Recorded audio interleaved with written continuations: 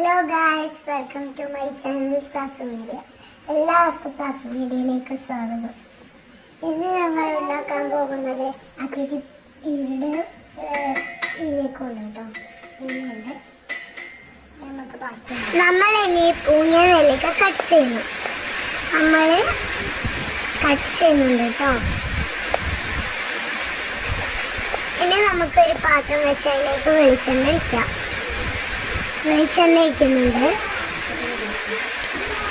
അതിലേക്ക് കടുക് പൊട്ടിക്കാം.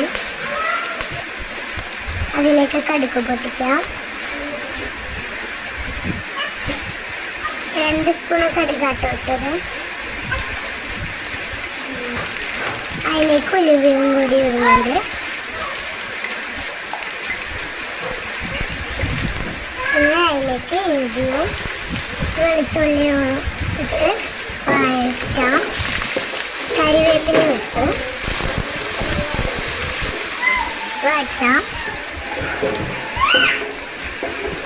പച്ചമുളക് മുറിക്കാം. അതിലേക്ക് ഇടാം. വഴറ്റാം.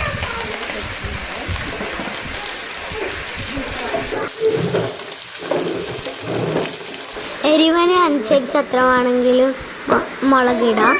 അതിലേക്ക് മഞ്ഞൾപ്പൊടി ഇട്ടു. പൂഞ്ഞ നമ്മൾ നേരത്തെ കട്ട് ചെയ്ത് വെച്ച പൂഞ്ഞ നെല്ലിക്കയും കൂടി അതിലിട്ടു കേട്ടോ. വഴറ്റാം.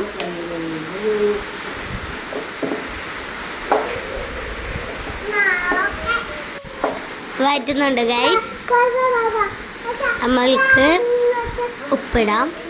നമ്മളിവിടെ പൊടിയുപ്പാണ് ഉപയോഗിക്കുന്നത്. നിങ്ങൾക്ക് കല്ലുപ്പും ഉപയോഗിക്കാം. പാകത്തിനനുസരിച്ച് ഉപ്പിടാം.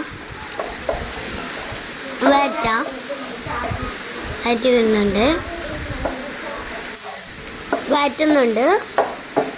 നന്നായി വഴറ്റാം കേട്ടോ.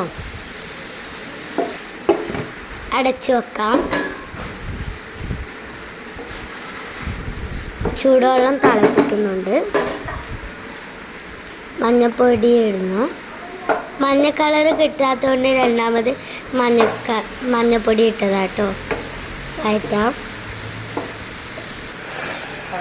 തിളപ്പിച്ച വെള്ളം ഒഴിക്കാം.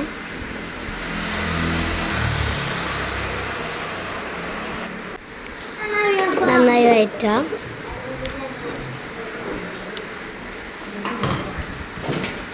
ഒരടുപ്പിൽ കഞ്ഞി വെച്ചിട്ടുണ്ട്.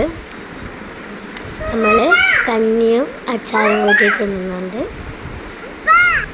എൻ്റെ മക്കളെ ഒരു രക്ഷയുമില്ല.